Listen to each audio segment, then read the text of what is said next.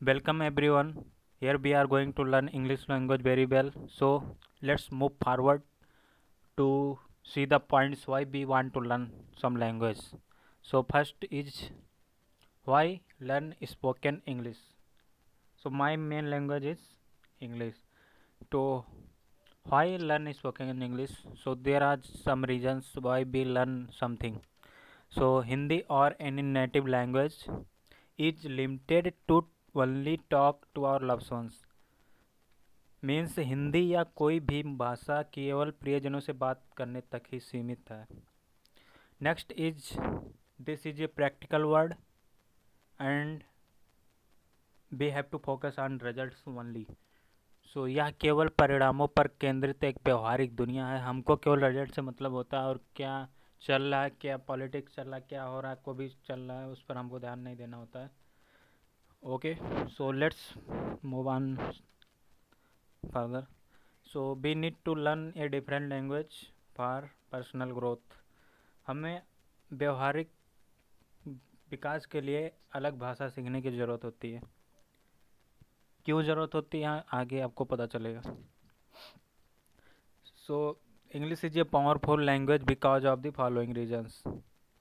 अंग्रेजी एक शक्तिशाली भाषा है क्योंकि इसके निम्नलिखित कारण हैं. तो आइए हम देखते हैं कौन से रीजन्स हैं जिसकी वजह से इंग्लिश हमको सीखना बहुत ज़्यादा ज़रूरी होता है. Okay, so English is a global language.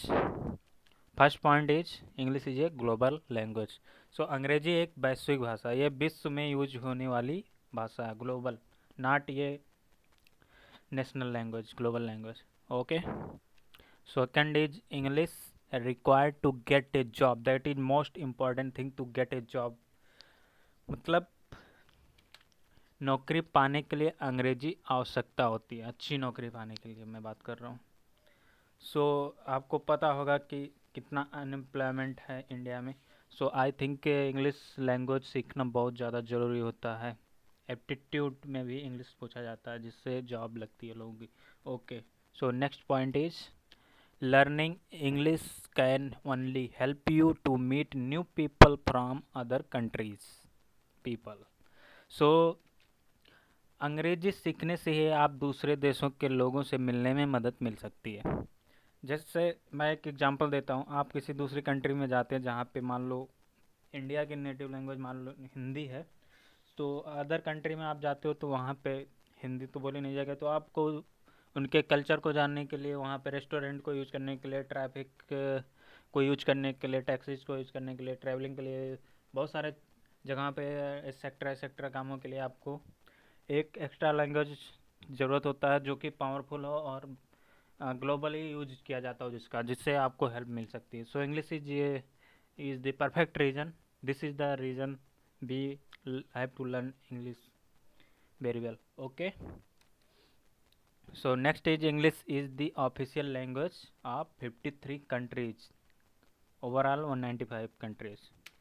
अंग्रेजी 53 देशों की आधिकारिक भाषा है. 195 देशों में से 53 देशों की आधिकारिक भाषा.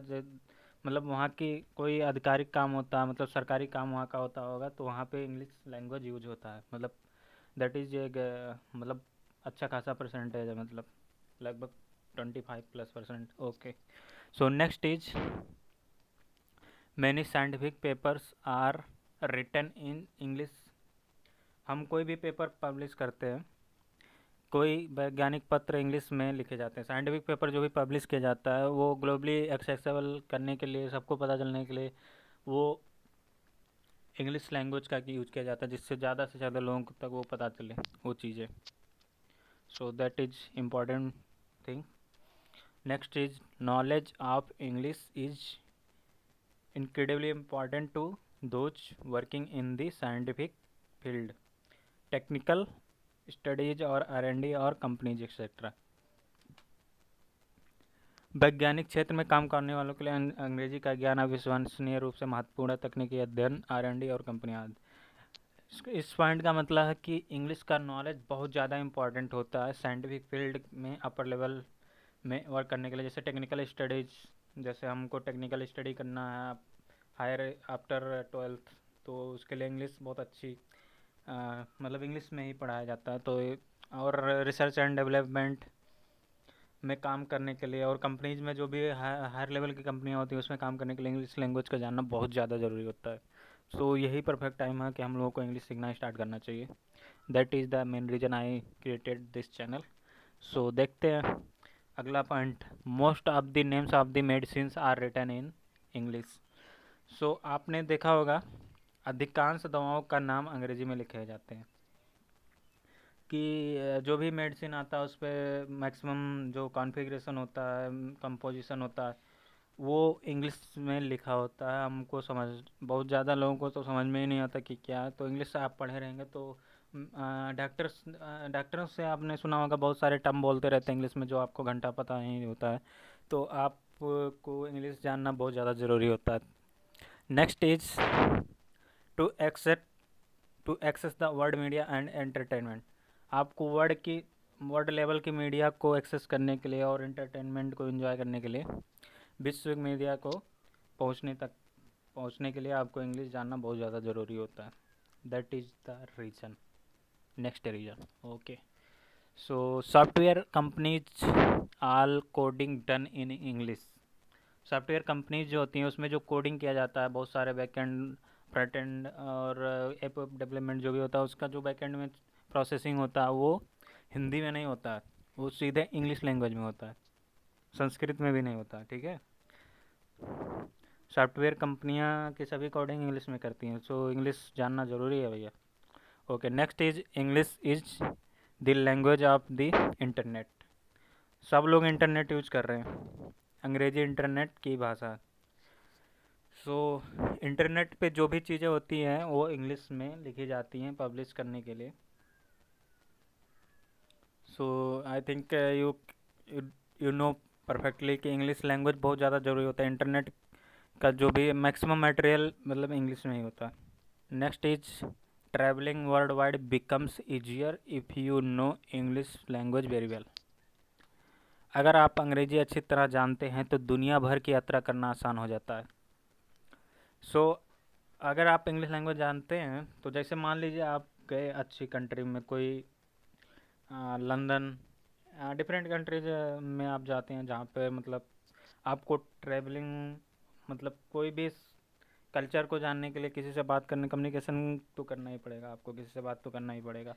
टैक्सी ट्रैवलिंग में टैक्सीज का यूज़ करने के लिए, रेस्टोरेंट में जो भी आप ऑर्डर करने के लिए मतलब, और अपने जो भी काम करने गए हैं वो काम को एक्सप्लेन करने के लिए आपको इंग्लिश लैंग्वेज जानना बहुत ज़रूरी होगा। तो इसलिए आपको this is the reason to learn English, to start learning English. So start learning English.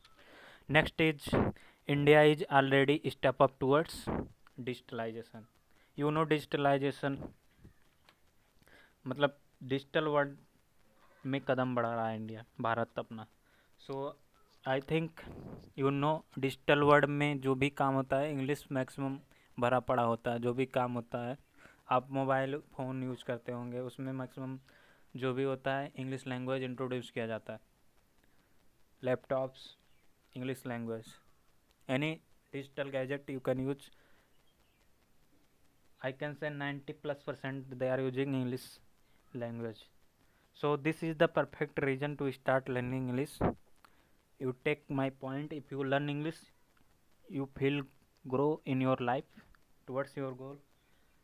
So this is the reason I am going to uh, start the series of videos in that I मतलब एक मैं series में एक video publish करूँगा जिसमें मैं सुबह किसी एक फिक्स टाइम में मैं वीडियोस डालूँगा। वर्ड मीनिंग वोकेबलरी बहुत ज़्यादा ज़रूरी होता है। जैसे कि नंबर्स होते हैं मैथ्स में जानना बहुत ज़रूरी होता है, कौन सा नंबर क्या काम का होता है।